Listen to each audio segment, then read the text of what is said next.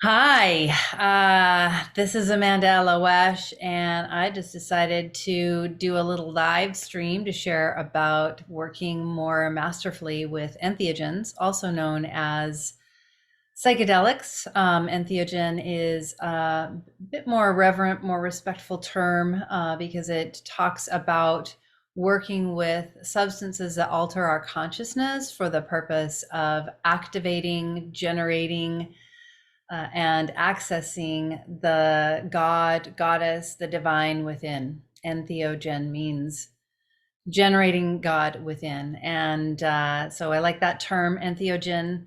And I have training called EntheoJedi training, and you can probably guess what that's about. But to sum it up, it's about safe, sacred, and masterful work with these allies that help us. And I wanted to talk, I'm just going to take little bits and pieces. We do so much at Living Wisdom, which is our nonprofit, which is an entheogenic church recognized by the federal government. Plant medicine is a part of our articles of incorporation. Just a quickie about me, I've been working with plant medicines in a conscious and ceremonial way starting in 1999. So for 25 years, I've been working consciously with plant medicine. And I am really, really passionate about working with it in not just a safe way. And I have a lot of clinical training in counseling psychology and working in hospitals and in groups and supervision clinical settings. Not only a safe way, but an informed and educated way, but a sacred way, which is the ancient origins of all of these chemicals, these plants, these minerals that we receive to alter our consciousness. Our ancestors were doing this generations ago. And it's been found, actually, scientific study, not that we need it, but sometimes we do need it in some ways, has shown that when we bring a ceremonial element into it, not just the clinical setting, but a ceremonial setting, which means a reverence for, a humility towards, and inviting something greater than us that wishes us well. So you could still be an atheist and invite your higher self, your limitless self, the higher orders of magnitude that created the universe, the life force energies that are swirling around in the cosmos, however you choose to perceive it. I personally feel like we're all limited humans, as expanded as our consciousness can possibly be. We can't possibly wrap our minds around the ineffable. And so, however we're looking at it, it's all a critical and valuable piece, but it's only a little tiny piece of it. So we're all right and we're all not totally right. So, but, bringing in something greater than us that wishes us well helps us. And even even if you just imagined that there was something greater than you that wishes you well, it helps expand the consciousness to let something better than your current mental cycles can conceive, which is helpful. So I've just been really passionate about working to create access to those realms. Even before I started working with plant medicine, I've been a channel since I was a child, and accepted? No. Went into altered states on a frequent basis. I used to make crazy sounds and I would go into altered states, or sometimes I would go into meditations trying to understand the infinite, trying to understand an omnipotent force that created life, and would go into these altered states where I would experience a unified field of consciousness. And I would get powerful downloads that were way beyond words. And I certainly didn't have any vocabulary for it in my human consciousness. And so I've been really passionate about exploring my own consciousness, studying consciousness, studying the subconscious, studying and working with creativity and the imagination, And that's led me down an academic and an indigenous wisdom learning path and initiations through Native American, Central and South American, Buddhist and Hindu traditions, meditations, chants, sacred geometries, and other lineage teachings to understand these different ways of accessing something beyond the third dimension. And plant medicines certainly help us to do that. It's just been something I've been really passionate about since I was a child. How do I bridge the gap between the physical world and limited 3D human thinking to this other experience that I'm having that's ecstatic? And so I've been really passionate about how to do it and do it in a safe way and do it in a sacred way as well. And one of the things I wanted to talk about is ego death. Some people fear it tremendously. Some people are seeking it. And whether you're seeking it or trying to avoid it, if you're working with plant medicine, you're going to be facing it probably at some point if you continue down the path. Because that you can't continue to cling to the known, the things that your ego mind that's identified with the dualistic ways of being in the world and identifications and narratives and all of that. The whole purpose really of working with these altering substances is to step into the unknown, to invite something that's greater than us, that wishes us well, to give us a new reality, to give us a new way of thinking about ourselves, a new way of perceiving the world around us. And our ego mind loves predictability. It loves to think it knows what's happening, what did happen in the past, what's going to happen in the future, and how to deal with it. And so there's a lot of ways that the current ego mind, human 3D thinking is very sticky and likes to control and manage and thinks it understands what's happening. And these altering substances kind of shatter that in a way. And so when we ask for an ego death, that's a tall order.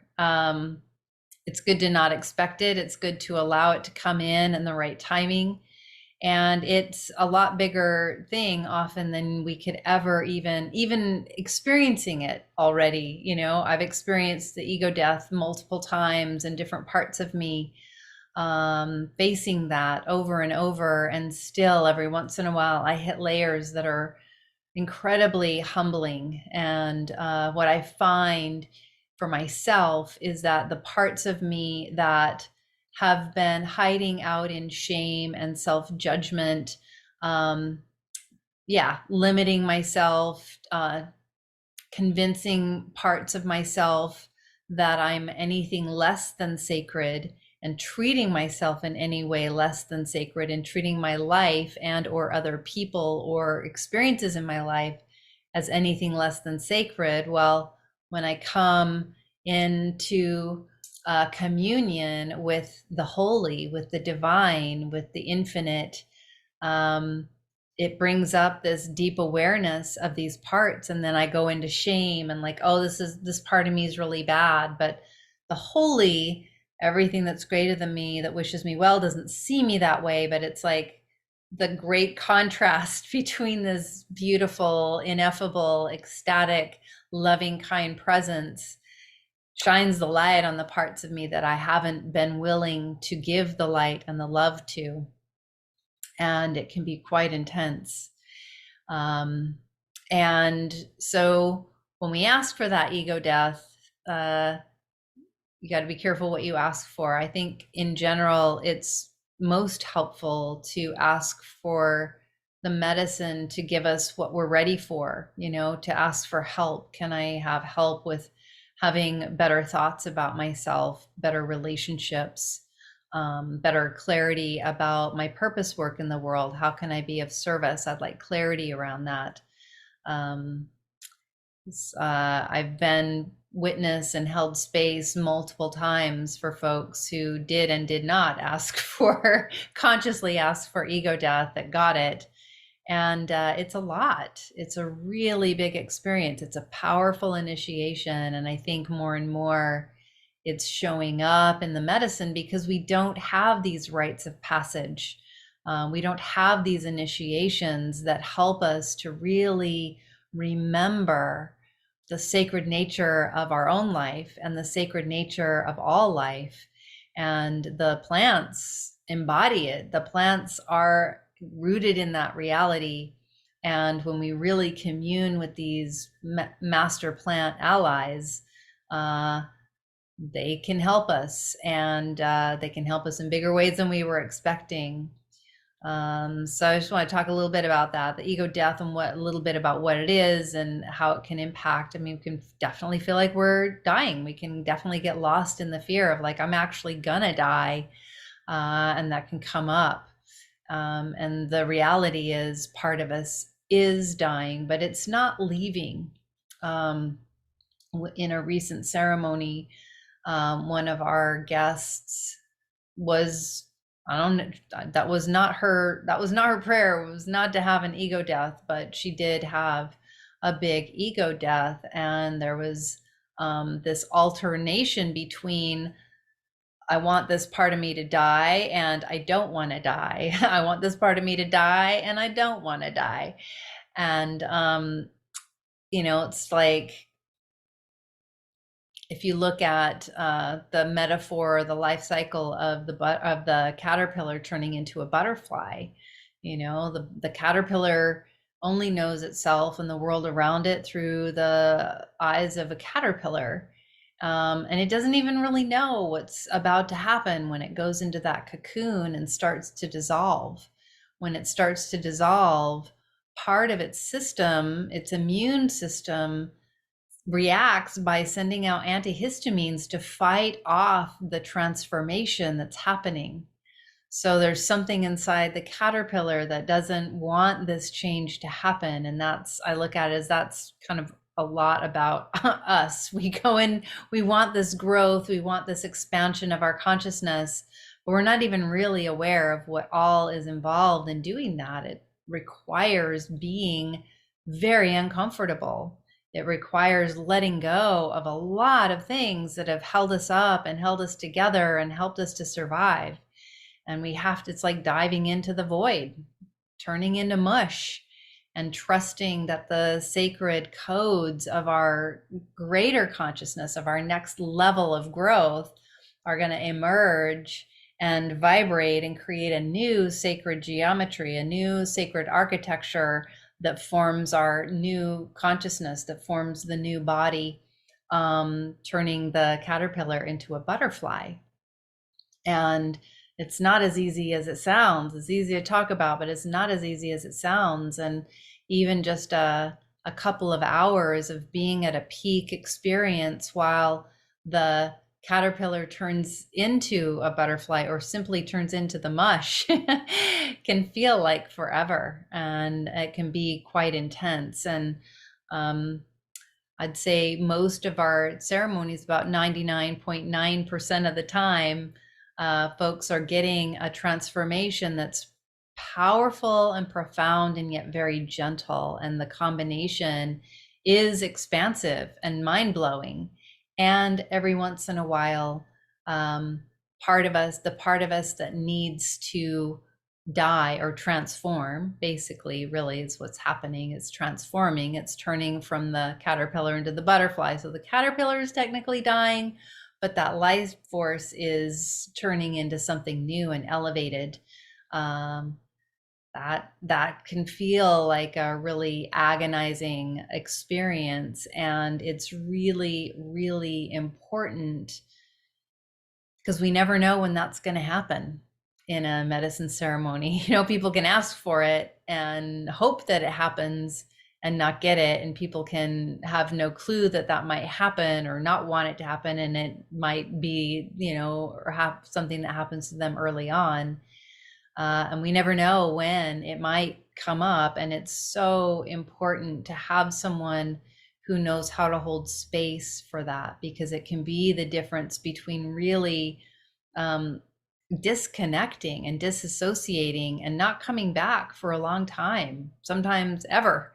Unfortunately, there are instances where people get shattered and they aren't in a place, in a situation where they're held and have help in anchoring in and grounding in, and essential parts of the self get disconnected. They're still there, but they're kind of like a balloon floating on a very thin thread far out there. And it's very difficult to function. And sometimes big awakenings happen, and new ways of thinking and perceiving are so big.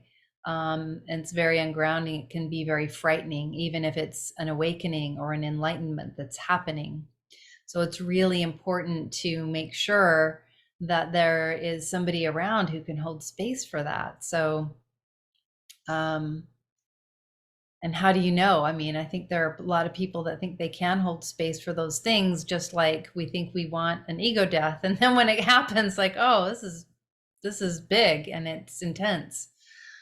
Because if you can imagine the many different ways a person may behave if they think that they're dying, are you able to hold space for that? Is there, or if you're the person stepping into a ceremony, does the person who's holding space for you know how to hold space for that? Are you ready to be held in that way? It's really quite profound.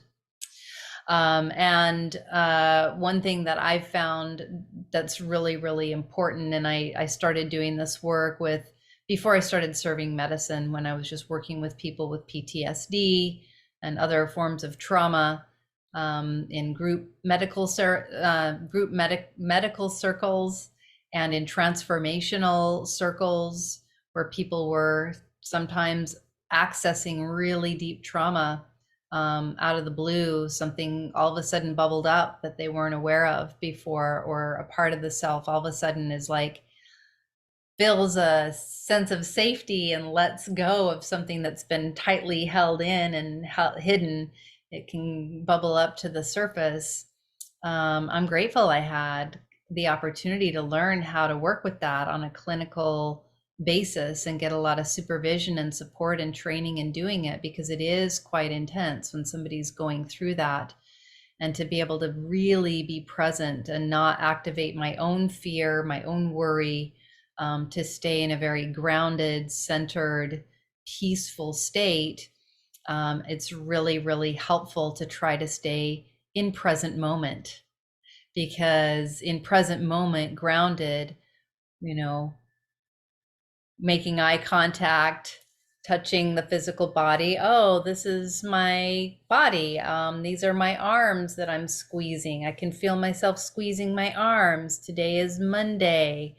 Yeah, I'm in ceremony. I came to ceremony. My name is Amanda, and I'm here, and I had some medicine, and I made a prayer, and things are shifting, and I'm feeling myself breathing, and I'm feeling my facilitator's hand on my shoulder or on my foot, and I can smell the rose water, and I can smell the cedar, and just bringing into present moment the physical body. And that can be frightening even in of itself. If somebody has trauma and has left their body, that can also be the case, where someone starts to try to enter their body again after being dissociated for basically their whole life. My first on-the-job training of really helping somebody who was in trauma was a medical support group for California Pacific Medical Center, a Marin General Hospital. And I facilitated a medical support group. It was anybody that was dealing with anything at all that they were getting help from Marin General Hospital could come. And this woman was coming on a regular basis, and we had been doing a lot of arts and guided meditation. And this time I just did let's do a body scan. Let's breathe into the body and feel what's happening in the body. And as soon as we started to do that, she had a PTSD experience and got really panicked, wanted to leave, And I didn't think it was safe for her to leave, but also needed to trust her sovereignty and let her go if she really wanted to go. But I just stayed present with her and invited her to stay and get the support, and just had her like, let's connect with this pinky. Let's connect with this pinky right now. Like, can you see your pinky and can you feel yourself touching your pinky?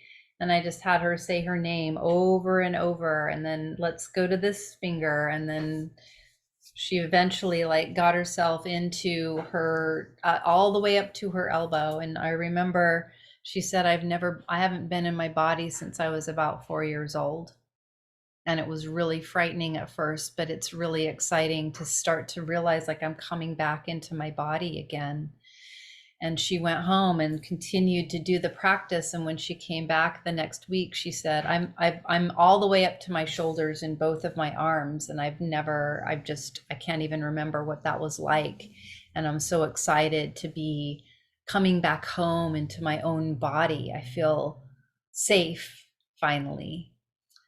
So it's really powerful, these medicines. And sometimes the healing can be very frightening. A lot of times it's because we're letting go of old stuff, and it kind of comes up and flashes into our emotional body, and it flashes into our mental body, and it flashes into our physical body and our nervous system as it's coming out. And if we're not supported in a good way, it can feel like it's coming back to get us again. So I just wanted to share a little bit about that, because I know a lot of people are talking about ego death, and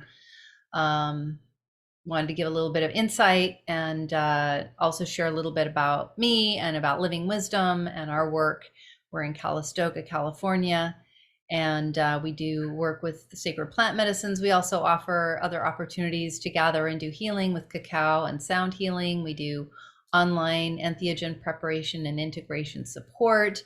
I've created a lot of really helpful resources for you to support you in your work with entheogens, also with relationships with yourself, with others, and with source. A lot of those are free and available to you. So please reach out, let us know how we can support you. We're really passionate about being of service and helping as many folks as we can, and making this information and this medicine work accessible to all who come in a good way. We support our diverse community learning and healing and growing together. So thank you for tuning in. Please feel free to give this a like. Please feel free to ask questions, because I do plan on coming on here and sharing educational bits. And if there's something that feels really pressing, really intriguing to you about sacred medicine work, please feel free to ask, put it in the comments. And again, thanks for your attention and for wanting to bring reverence to safe work with entheogens and to your own spiritual healing path. It's been a pleasure tuning in with you. Again, I'm Amanda Elo'esh, and Living Wisdom is our entheogen plant medicine nonprofit, and we welcome you to join us, and we welcome you to reach out to us in any ways that we can support you. And until we connect again, may the source be with you.